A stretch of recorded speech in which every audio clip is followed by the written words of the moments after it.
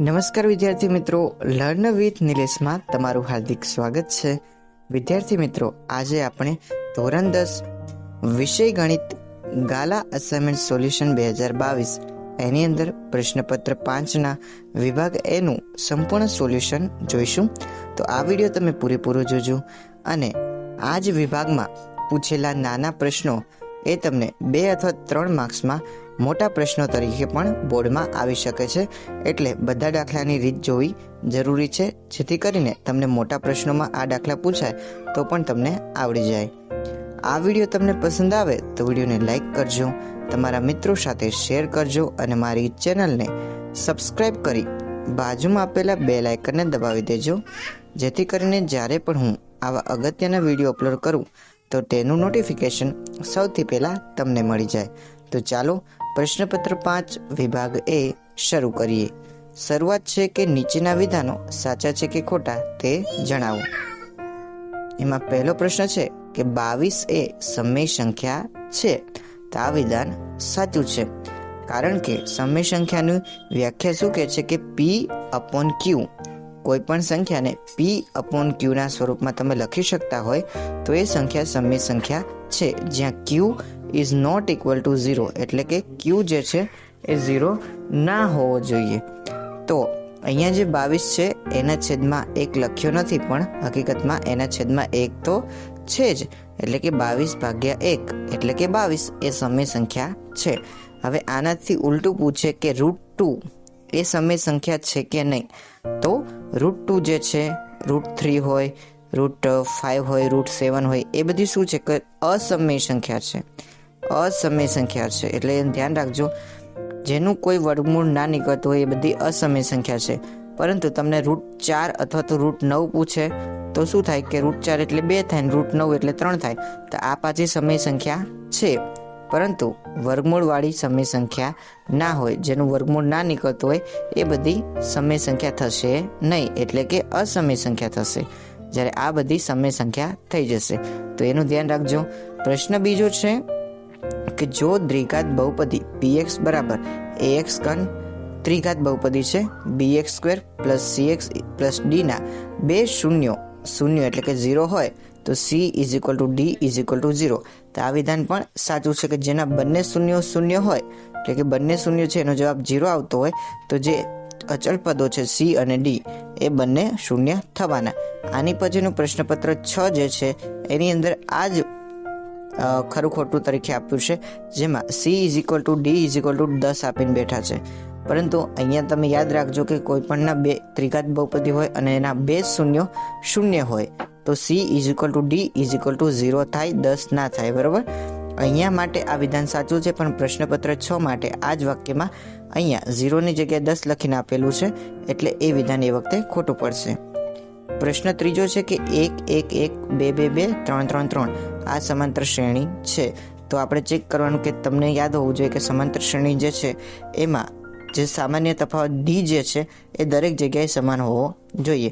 d એટલે કે બીજું પદ માઇનસ પ્રથમ પદ, તો 1 માંથી 1 જાય 0, 1 માંથી 1 જાય 0, પછી 2 માંથી 1 જાય તો 1, એટલે કે પહેલા તો 0 0 બંનેનો તફાવત આવતો હતો, પણ પછી 2 માંથી 1 બાદ કર્યું ત્યારે 1 તફાવત આવે છે, તો દરેક જગ્યાએ જે d જે છે એ સરખો હતો નથી, અને સરખો ન હોવાને કારણે સમાંતર શ્રેણી નથી, આથી આ વાક્ય ખોટું છે। d બધી જગ્યાએ સમાન હોવું જોઈએ, ધ્યાન રાખવાનું, પણ અહીંયા એવું થતું નથી।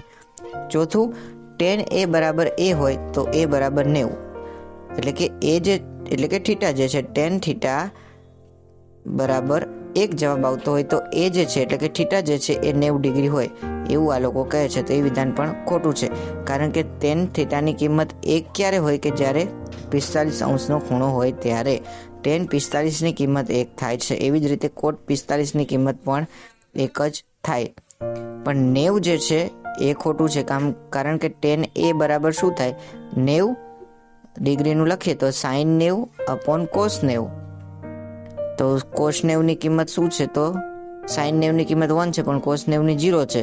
હવે કોઈ પણના છેદમાં 0 હોય તો એનું હજુ સુધી કંઈ શોધાયું નથી, એટલે અવ્યાખ્યાયિત છે, એટલે કે 90 જે આવે છે તો ખોટું જ છે, અને કદાચ પૂછે કે tan 90 ની કિંમત શું, tan 90 ની કિંમત પૂછે તો લખવાનું tan 90 અવ્યાખ્યાયિત છે, એને ઇન્ફિનિટિવ તરીકે દર્શાવીએ છીએ, અથવા તો સ્ટાર કરી દેવાનો, અવ્યાખ્યાયિત લખી દેવાનું. તો બરાબર, તો યાદ રાખજો tan 45 હોત તો આ વિધાન સાચું પડે, પણ અહીંયા ખોટું પડશે. પાંચમું, કોઈ પણ આવૃત્તિ વિતરણનો મધ્યક તેના મધ્યસ્થ કરતાં હંમેશા અધિક જ હોય. અધિક એટલે મોટો. એવું કહે છે કે કોઈ પણ આવૃત્તિ વિતરણ છે તમે એમાં x બાર શોધો છો અને મધ્યસ્થ, x બાર એટલે મધ્યક અને m એટલે મધ્યસ્થ શોધો છો, તો એવું કહે છે કે x બાર જે છે એ મધ્યક કરતાં હંમેશા મોટો હોય. આ જે છે આના કરતાં મોટો હોવો જોઈએ એમ. તો એવું વિધાન ખોટું છે, કારણ કે એવું ક્યારેય હંમેશા શક્ય બનતું નથી. કોઈ દાખલામાં મધ્યક મોટો હોય તો કોઈ દાખલામાં મધ્યસ્થ પણ મોટો હોય, અને ઘણા દાખલા એવા પણ હોય જેમાં મધ્યક, મધ્યસ્થ અને ત્રીજો બહુલક ત્રણેયના મૂલ્ય સમાન પણ હોય છે. તો અધિક હોય એટલે કે અહીંયા લખે અધિક હોય જ, એટલે એ વિધાન ખોટું પડશે.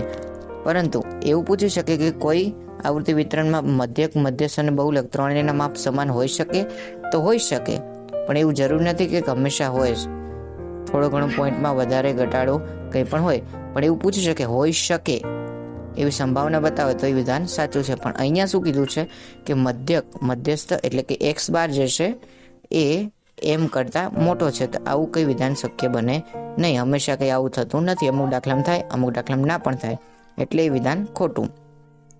છઠ્ઠું, cosec square a minus cot square a is equal to 1. તો આ જે છે એક નિત્ય સમ છે. તમારે એને સાબિત કરવું હોય તો કોસેક થીટા જે છે એને શું લખાય? 1/sin થીટા લખાય. તો કોસેકની જગ્યાએ 1/sin સ્ક્વેર એ, કોટને શું લખાય? cos upon sin, તો cos square upon sin square, કેમ કે બંનેમાં વર્ગ છે. હવે શું થશે કે નીચે જે sin સ્ક્વેર એ છે એ બંનેમાં કોમન છે, એટલે સમાન લસા આવશે. તો વધ્યું શું ઉપર? 1 - cos સ્ક્વેર થીટા, અને અપોનમાં એટલે કે નીચે sin સ્ક્વેર થીટા અથવા તો sin સ્ક્વેર એ એકવાર લખવાનું. હવે આપણને બીજું સૂત્ર પણ ખબર છે કે cos square theta sin square theta plus cos square theta is equal to 1. sin square theta વત્તા cos સ્ક્વેર થીટા બરાબર 1 છે. તો હવે ધારો કે હું આ cos સ્ક્વેર થીટા બરાબર ને પહેલી બાજુ લઈ જાઉં, તો આ બાજુ શું વધ્યું? ખાલી sin સ્ક્વેર થીટા. તો 1 - cos સ્ક્વેર થીટા એની જગ્યાએ sin સ્ક્વેર થીટા લખી શકાય, અને નીચે પણ sin સ્ક્વેર થીટા છે, બંને સેમ છે, તો ઉડી જાય. તો જવાબ આવે 1. 0 ના આવે, કારણ કે ગુણાકાર અથવા ભાગાકાર કરતા હોય તો એમાં એક તો અવયવ તરીકે હોય જ, એટલે આનો જવાબ 1 આવે. આ જ દાખલો તમને આવી રીતે પૂછે કે sec square theta minus tan square theta, તો બરાબર પણ તમે 1 લખી શકો. તો આ ધ્યાન રાખજો, બંને માટે એ સાચું છે. વિકલ્પો આપ્યા છે એમાં 7મા નંબરનો પ્રશ્ન કે 35/50 નું દશાંશ નિરૂપણ ખાલી જગ્યા મળે. હવે દશાંશ નિરૂપણ એટલે કે પોઈન્ટ વાળું રકમ જવાબ કેટલો આવે? તો તમે જુઓ તો 35 એટલે 7 × 5 = 35, નીચે 10 × 5 = 5, 5 ઉડી ગયા, તો વધ્યું શું? 7/10. દશાંશ નિરૂપણમાં 0.7 આને લખી શકાય. 8મું કે 4x + 3y = 36 ની રેખા અને y અક્ષ પરના છેદબિંદુના યામ ખાલી જગ્યા છે. હવે તમારે યાદ રાખવાનું, y અક્ષ માટે પૂછ્યું હોય તેનો x યામ હંમેશા 0 હોય, અને x યામનું પૂછ્યું હોય તેનો y યામ 0 હોય. અહીંયા y અક્ષ માટે પૂછ્યું છે તેનો x યામ જે છે એ હંમેશા 0 બને.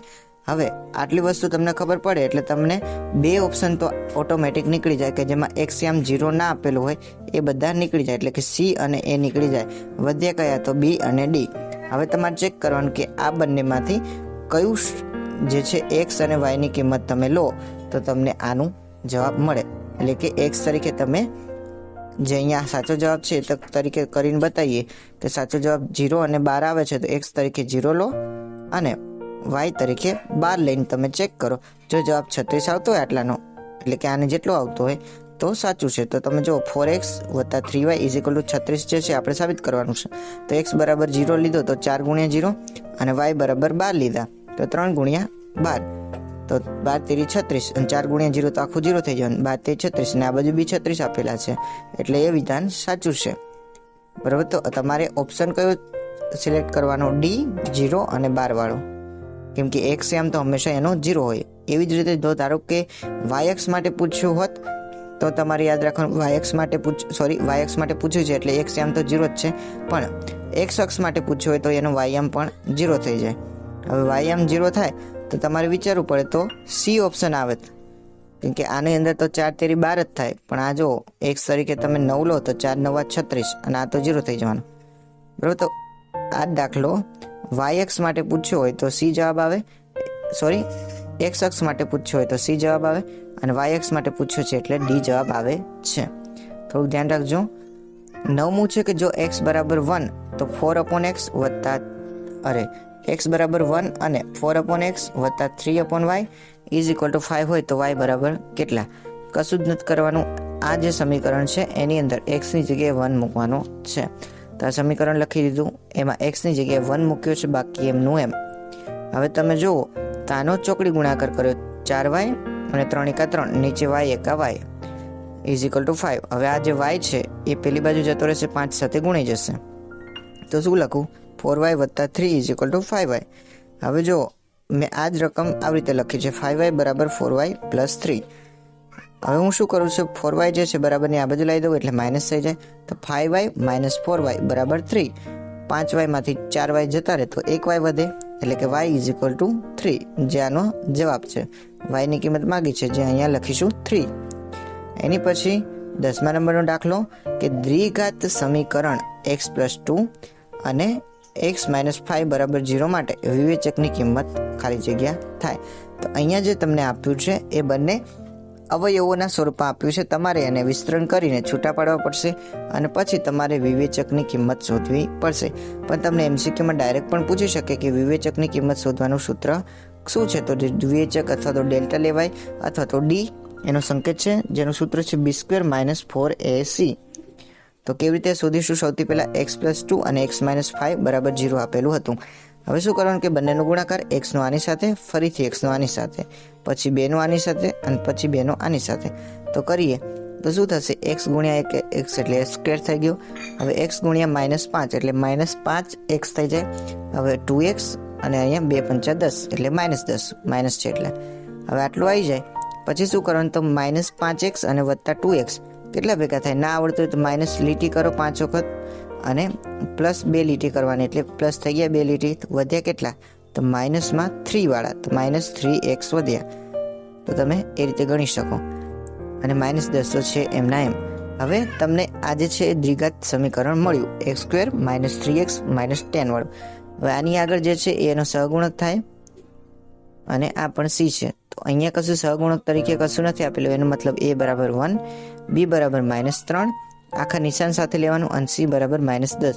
કેમ કે દ્વિઘાત બહુપદી જે છે, સમીકરણ જે છે એનું પ્રમાણિત સ્વરૂપ આવી રીતે છે, ax² + bx + c is equal to 0. તો અહીંયા a તરીકે કશું નથી એટલે 1, b તરીકે -3 છે અને c તરીકે -10 છે. કેમ કે જે પ્રમાણિત સ્વરૂપ છે એમાં બધા પ્લસ આવે છે, પણ અહીંયા બધા માઇનસ છે એટલે માઇનસ નિશાની સાથે એને ગણવા પડે. હવે a b c ની કિંમત મળી ગઈ, એને સૂત્રમાં મૂકીએ. d બરાબર b² - 4ac, જે તમારો વિવેચક શોધવાનું સૂત્ર છે.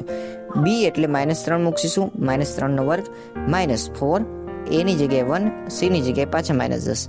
હવે તમે કોઈ પણ સંખ્યા હોય માઇનસમાં, એની ઘાત જે છે બેકી ઘાત હોય તો એનો જવાબ જે છે હંમેશા પ્લસમાં આવે. 2 ઘાત, 4 ઘાત, 6 ઘાત બેકી ઘાત હોય તો જવાબ હંમેશા પ્લસમાં આવે, માઇનસ હોય તો. અને પ્લસમાં હોય તો પ્લસનું પ્લસ જ આવવાનું. પણ ધારો કે -3 ની એકી ઘાત છે તો 3 નો ઘન 27 તો થાય, પણ કેવો? માઇનસમાં રહેશે. કે માઇનસ ગુણ્યા માઇનસ શું થાય છે? પ્લસ. પણ માઇનસ ગુણ્યા માઇનસ પ્લસ કર્યા પછી પાછું વધારાનું એક માઇનસ આવે તો માઇનસ પ્લસ માઇનસ થઈ જાય છે. એટલે તો અહીંયા 2 ઘાત છે એટલે 3 નો વર્ગ 9 માઇનસ, અહીંયા પાછું 10 ચોક 40, એ પણ પાછા માઇનસ, તો માઇનસ માઇનસ પ્લસ થશે એટલે 9 + 40 એટલે 49, 49 જવાબ આવે છે. 11મું સૂત્ર છે કે સમાંતર શ્રેણીનું nમું પદ શોધવાનું સૂત્ર ખાલી જગ્યા છે. તો સૂત્ર યાદ રાખવાનું, nમું પદ શોધવા માટે an બરાબર a + n - 1 * d. ફરીથી an બરાબર a + n - 1 * d. કદાચ તમારે એક્ઝામમાં tn બરાબર a + n - 1 * d આવે તો પણ એનું એ જ છે. તો ધ્યાન રાખજો, ખાલી an ની જગ્યાએ tn પણ લઈ શકે છે. 12મું અગત્યનું છે કે y અક્ષ બિંદુઓ a1 b1 અને b તરીકે a2 b2 હોય તો એને જોડતા રેખાખંડનું ખાલી જગ્યાએ ગુણોત્તરમાં વિભાજન કરે છે. તો અહીંયા શું પૂછ્યું છે? y અક્ષ માટે પૂછ્યું છે. આગળ પણ એક દાખલો હતો, y અક્ષ માટે પૂછે તો x યામ 0 હોય અને x અક્ષ માટે પૂછે તો એનો y યામ 0 હોય. અહીંયા y અક્ષ માટે પૂછ્યું છે એટલે x યામ એનો હંમેશા 0 થાય. તો એનું જે ગુણોત્તરમાં વિભાજન કરે એના યામ શું થાય? તો -a1 અને upon a2, -a1 upon a2 થાય, જેને જેમમાં લખવો હોય તો -a1 જેમ a2 થાય. એ આ સૂત્ર પ્રમાણે જ છે. તમે ચોપડીમાં જોશો એટલે આવડી જશે. ના આવડે તો આ સૂત્ર તરીકે જ યાદ રાખી દેજો. પછી છે એની પછીનો ખાલી જગ્યા પૂરો. 13મો છે કે મધ્યકના સૂત્ર x બાર બરાબર sigma fi upon sigma fi માં xi એ ખાલી જગ્યા દર્શાવે છે. તો જે xi જે છે એ મધ્ય કિંમત દર્શાવે છે. હવે મધ્ય કિંમત કેવી રીતે શોધી શકો? તો જે 2 15 થી 25 અને 25 થી 30 એ પ્રકારના વર્ગ આપ્યો હોય તો આ બંનેનો સરવાળો ભાગ્યા 2, એટલે કે અધસીમા વત્તા ઉર્ધ્વસીમા ભાગ્યા 2, એટલે કે તમારી મધ્ય કિંમત મળે, જે xi છે. xi વડે દર્શાવવામાં આવે છે. 14મું, એક સમતોલ પાસાને ઉછાળતા તેના પર વિભાજ્ય સંખ્યા મળે તેની સંભાવના ખાલી જગ્યા થાય. વિભાજ્ય એટલે કે જેને તમે ભાગી શકો એવી સંખ્યા. તો સમતોલ પાસા પર કુલ કેટલી સંભાવના મળે? તો 6 અંકો મળે, 1 થી 6 સુધીના. હવે એની ઉપરની વિભાજ્ય સંખ્યા એટલે જેને તમે ભાગ પાડી શકતા હોય તે. 2 જે છે એ અવિભાજ્ય સંખ્યા છે, ધ્યાન રાખજો. 3 એ પણ અવિભાજ્ય છે. તો પહેલી અવિભાજ્ય સંખ્યા હોય બેકી સંખ્યા તો એ 4, વિભાજ્ય સંખ્યા 4 અને 6, 2 જ મળે છે 1 થી 6 ની અંદર. તો આ 2 સંખ્યા છે એટલે સંભાવના શું થશે? તો લખવું હોય તો આખું લખી શકાય દાખલામાં કે સમતોલ પાસા પર 1 થી 6 સુધીના અંકો મળે. વિભાજ્ય સંખ્યા કઈ? તો 4 અને 6. 2 જે છે અવિભાજ્ય સંખ્યા છે, 3 પણ અવિભાજ્ય સંખ્યા છે, 1 જે છે વિભાજ્ય પણ નથી ને અવિભાજ્ય પણ નથી. 4 અને 6 2 જ સંખ્યા મળે છે. તો સંભાવના શું થશે? 2 ભાગ્યા ટોટલ સંભાવના 2 ભાગ્યા 6, એટલે કે 1/3 આવે. 2 તરી 6 અને ઉપર 1/3 જવાબ આવશે. 15મો કે બધી જ પ્રાકૃતિક ઘટનાઓની સંભાવનાનો સરવાળો ખાલી જગ્યા થાય. તો બધી જ પ્રાકૃતિક સંખ્યા હોય, શક્ય સંભાવનાઓ હોય તો બધાનો સંભાવનાનો સરવાળો તો હંમેશા 1 તો થવાનો. કોઈ પણ સંખ્યા હોય એનો સરવાળો જે છે સંભાવનાનો સરવાળો 1 જ થાય.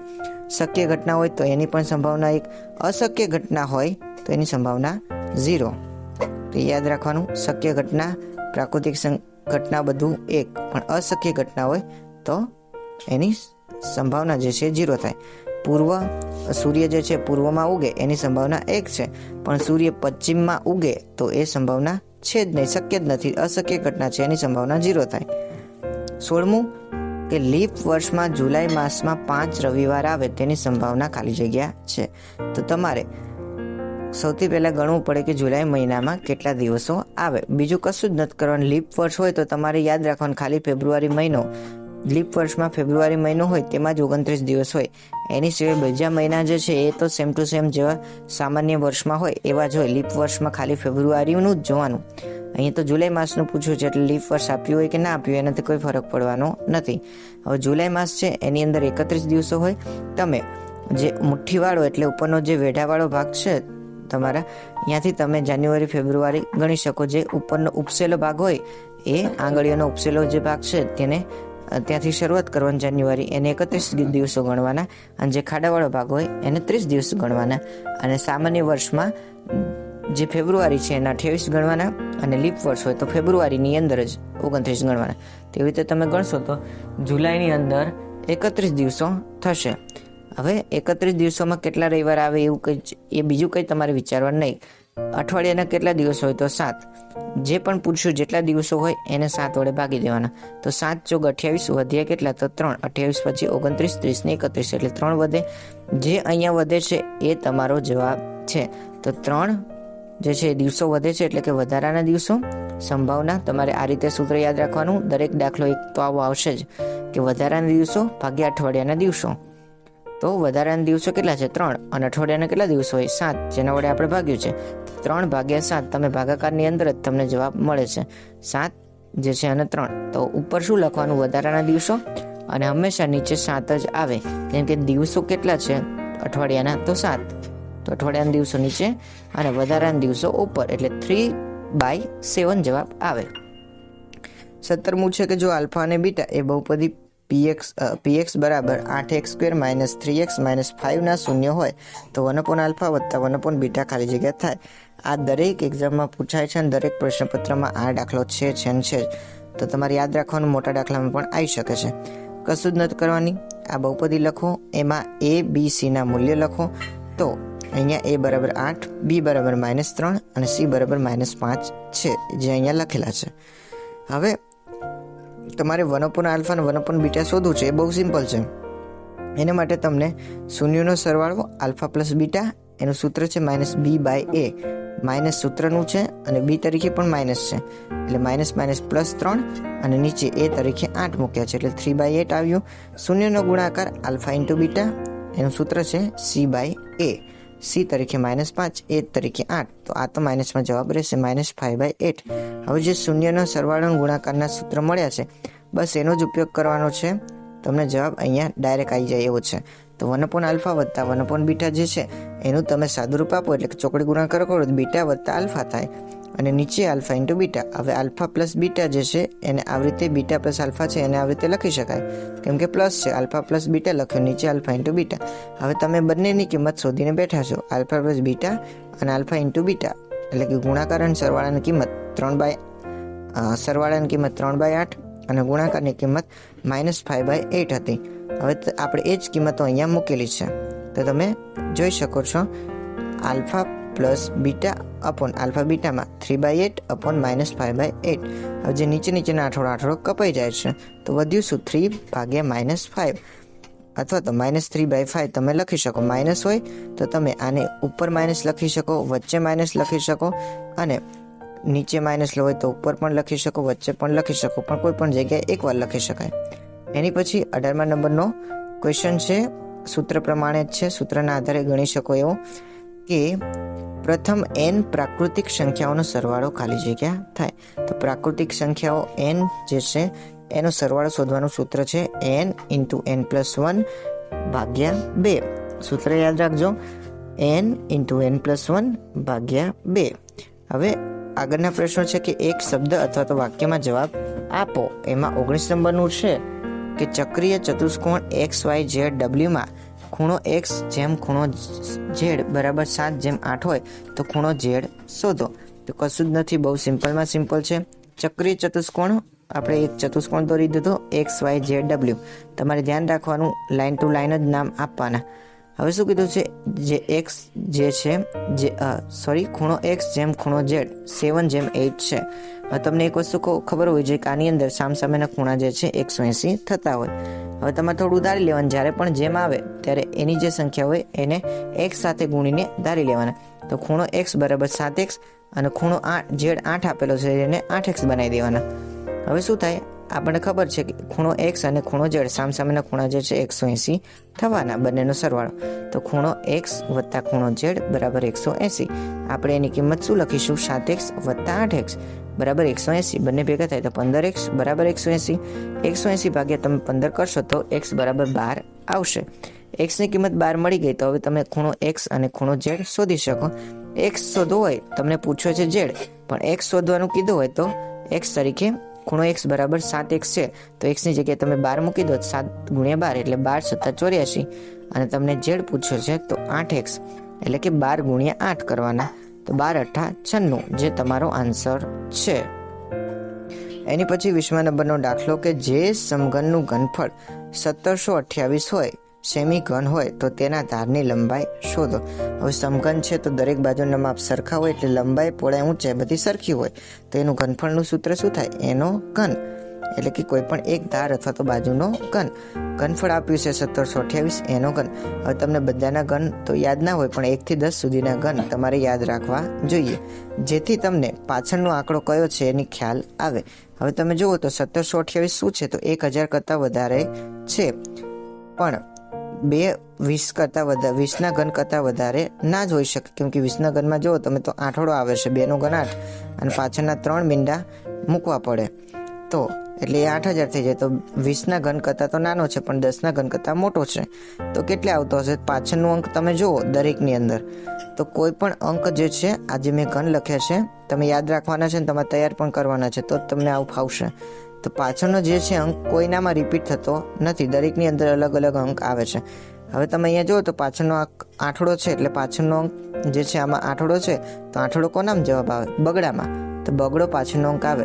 હવે તમે એક વસ્તુ વિચારી, 10 કરતાં મોટું છે પણ 20 કરતાં નાનું છે, તો 10 થી 11, 12, 13, 14 એવી રીતે 19 સુધી વધી શકે, પણ વધારે તો વધે નહીં, કેમ કે 20 કરવા જાવ તો બગડો આવી જાય આગળ. તો શું હશે? અને પાછળ તો બગડો છે, તો આગળ એકડો, તો એકડો ને બગડો એટલે 12. તો 12નો ઘન છે, એટલે કે 12 × 12 × 12 તમે કરશો તો 12 × 12 144, અને 144 × 12 કરશો તો તમને 1728 જવાબ મળશે. એટલે કે એનો ઘન, એટલે કે કોઈ પણ સંખ્યા જે છે એનો ઘન એટલે 1728 છે એ 12નો ઘન છે, એટલે એ તરીકે તમને 12 મળે છે. એટલે કે 1728નું ઘનમૂળ 12 મળે છે. અને નાના ધોરણમાં તમને ઘનમૂળની રીત આવડતી હતી, તે આવડતી હોય તો તેના આધારે પણ કરી શકો. મેં જે શીખવાડ્યું એના આધારે પણ તમે કરી શકો. 1નો ઘન 1, 2નો ઘન 8, 3નો ઘન 27, 4નો ઘન 64. કેવી રીતે? 5નો ઘન શોધો છે, 5 × 5 × 5, પાયો 25, અને 25 પંચા 125. ના ફાવે તમે ગુણાકાર કરીને કરો તો 7નો ઘન એટલે 7 × 7 × 7, 3 વખત લખવાનું. 7 49, 49નો તમે 7 સાથે ગુણાકાર કરો તો તમને 343 જવાબ મળે. એવી રીતે તમારે 10 સુધીના ઘન જે છે બધા યાદ રાખવાના છે, જેથી તમને પાછળનો અંક ખબર પડે. ધારો કે આની અંદર પાછળનો અંક ધારો કે તગડો હોત તો તમારે એટલો વસ્તુ ખ્યાલ હોય છે કે જે આની અંદર જવાબ આવતો હશે એમાં પાછળનો અંક સાતડો હશે. ધારો કે 9 આવતો હોત તો 9 આવે. પછી ધારો કે 1 આવતો હોય તો પાછળનો અંક 1 હોય, 6 આવતો હોય તો પાછળનો અંક 6 હોય. મોટે ભાગે બધું સેમ જેવું લાગે છે, પણ 2માં 8, 3ના 7, અને 7ની અંદર 3, અને 8ની અંદર 2. આટલું યાદ રાખવાનું. બાકીના બધા જે અંકો છે એ જ પ્રમાણે છે. 4નામ 4 આવે છે, 1માં 1 આવે છે, 5માં છેલ્લો અંક 5, 6માં છેલ્લો અંક 6, 9માં છેલ્લો અંક 9, અને 10નું મીંડું જે છે એનો છેલ્લો અંક મીંડાવાળો 0 વાળો. ખાલી તમારે 2નો ઘન 8, 3નો ઘન 27, 7નો ઘન 343, 8નો ઘન 512 એવી રીતે યાદ રાખવાના છે. બધા યાદ રહે તો ખૂબ સરસ. યાદ રાખશો તો તમારે કામ આવશે. 21મું કે 2 સમઘન પૈકી દરેકનું ઘનફળ 1 સેન્ટીમીટર ઘન છે. આ 2 સમઘનને જોડવાથી બનતા લંબઘનની લંબાઈ કેટલી થાય? દરેક પ્રશ્નપત્રમાં આ જ પ્રકારનો દાખલો આવે છે, પણ તેમાં લંબઘન જે છે એનું ઘનફળ શોધવાનું હોય છે. એ થોડોક અઘરો પડી જાય, પણ આ જે દાખલો છે તમે મોઢે ગણી શકો એવો છે. સમઘન એનું ઘનફળનું સૂત્ર એનો ઘન બરાબર કેટલો આપે છે? 1 ઘન સેમી. એટલે કે 1નો ઘન શું થાય? 1 જ થાય, અને એનું ઘનમૂળ પણ 1 જ થવાનું, તો એ બરાબર 1 જવાબ આવે છે. હવે તમે જુઓ તો સમઘન આ પણ છે, આ પણ છે, તો એની લંબાઈ, પહોળાઈ, ઊંચાઈ સરખી હોય, પણ આ બંને ભેગા થઈને સમઘન લંબઘન બનાવે છે. તો અહીંયા જુઓ તો એની લંબાઈ જે છે વધી ગઈ, એક હતી તેની કરતાં ડબલ થઈ ગઈ, પણ એની ઊંચાઈ અને પહોળાઈ જે છે એ સમાન ને સમાન રહી. પહોળાઈ અને ઊંચાઈમાં કંઈ ફરક પડવાનો નથી, ખાલી લંબાઈ જે છે એ ડબલ થઈ ગઈ. તો આને ડબલ કર્યું 2 વડે ગુણો, a × 2 એટલે 2, 1 × 2 એટલે 2, એટલે કે 2a. લંબાઈનું સૂત્ર તમારે લખવું હોય તો L બરાબર 2a, 2 × 1 એટલે 2 × 2, તો તમારો જવાબ આવે 2. એની પછી 22મું છે કે વર્તુળની ત્રિજ્યામાં 20% વધારો કરતા તેના ક્ષેત્રફળમાં કેટલો વધારો થાય? તો જ્યારે પણ આ પ્રકારનો દાખલો આવે કે આટલાનો વધારો કરવાનો છે, ઘટાડો કરવાનો છે, તમારે શોર્ટ મેથડ યાદ રાખવાની. સૌથી પહેલાં તમારે ધારી લેવાનું કે 100 જે છે એ તમારું મૂળ મૂલ્ય હતું.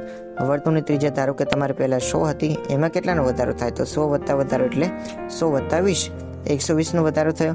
તમારી જૂની કેટલી હતી? 100 બરાબર વધારો કેટલો થઈને બધી કેટલી થઈ? તો 120 થઈ ગઈ. બંનેને તમે સરખાઈ દેવાની. તો 0 0 કટ કરી દો. આ બાજુ શું છે? 10, આ બાજુ છે 12. હવે શું કીધું? ક્ષેત્રફળમાં વધારો છે.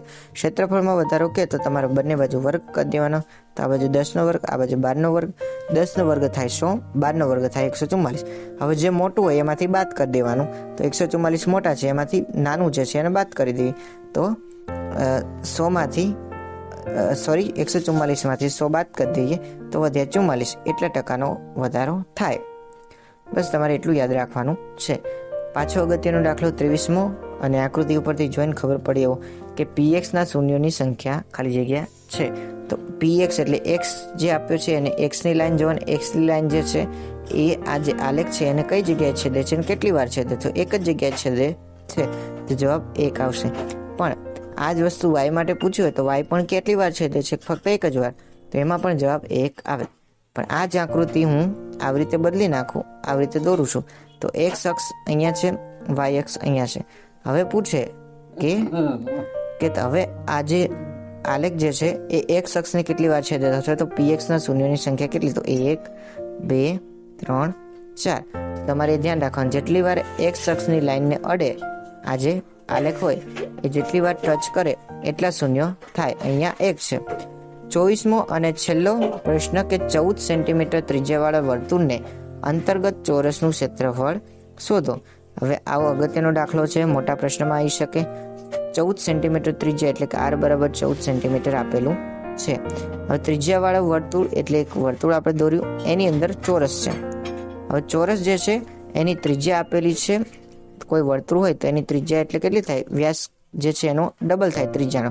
તો આ જે છે એનો વ્યાસ થયો 14 દુ 28 થાય. એ આવી રીતે પણ થાય, આવી રીતે પણ થાય. તો અંદર આપણે એક ચોરસ દોર્યું છે, આનો આ વિકર્ણ. તો 14 + 14 એટલે 28, જેનો ડી જેટલો છે એટલે કે વ્યાસ જેટલો છે. હવે તમે અહીંયા જુઓ તો આ કાટખૂણો બને છે. તો કાટખૂણો એટલે પાયથાગોરસ વાપરવાનો કર્ણનો વર્ગ, બાકીની બંને બાજુનો વર્ગોનો સરવાળો. એક બાજુનો વર્ગ વત્તા બીજી બાજુનો વર્ગ. હવે આપણે બાજુઓ તો ખબર નથી એટલે x ધારવાનું. એક બાજુ x છે, બીજી બાજુ પણ x છે. કેમ કે ચોરસ જે છે એની બધી બાજુ જે છે એ સરખી હોય. તો પહેલી બાજુ અને બીજી બાજુ બંને x ધારી લીધી. કર્ણનો વર્ગ બરાબર એક બાજુનો વર્ગ અને બીજી બાજુનો વર્ગ. તો x² વત્તા બીજો x² એટલે 2x² થઈ જાય. આ બાજુ કર્ણ તરીકે શું છે? તો આ જે લાઈન છે 14 + 14 એટલે 28, જે તમારો 2r જે તમારો વ્યાસ જેટલો છે એટલે કે 14 દુ 28. તો 28નો વર્ગ બરાબર 2x². 28નો વર્ગ કરશો એટલે 784 આવશે, બરાબર 2x² થશે. હવે શું થશે? 784 એના ભાગ્યા 2, તો x² બરાબર 784 ભાગ્યા 2. જવાબ આવશે તમારા ભાગાકારમાં 392. હવે તમને બીજી વસ્તુ ખ્યાલ હોવી જોઈએ કે ક્ષેત્રફળ જે છે એ લંબાઈ ગુણ્યા પહોળાઈ થાય, અને લંબાઈ પહોળાઈ જે છે એ સમાન હોય એટલે લંબાઈનો વર્ગ લખાય છે L². અહીંયા શું છે? લંબાઈ પહોળાઈ xx છે અને એ શું થાય? x ગુણ્યા x એટલે x² થાય, અને x² જે છે એ તમારો અહીંયા જવાબ છે જ 392. એ જ તમારો ફાઇનલ આન્સર છે. તો આવી રીતે આપણું જે સોલ્યુશન છે એ વિભાગ એનું સંપૂર્ણ સોલ્યુશન પૂરું થાય છે. મને આશા છે કે આ વિડીયો દ્વારા તમને સારી રીતે માહિતી મળી હશે અને બધા દાખલા સારી રીતે સમજમાં આવ્યા હશે. જો તમને આ વિડીયો પસંદ આવ્યો હોય તો વિડીયોને લાઇક કરજો, તમારા મિત્રો સાથે શેર કરજો અને મારી ચેનલને સબસ્ક્રાઈબ કરી બાજુમાં આપેલા બેલ આઇકનને દબાવી દેજો. આપણે મળીશું નવા વિડીયોમાં. ત્યાં સુધી આવજો. ધન્યવાદ.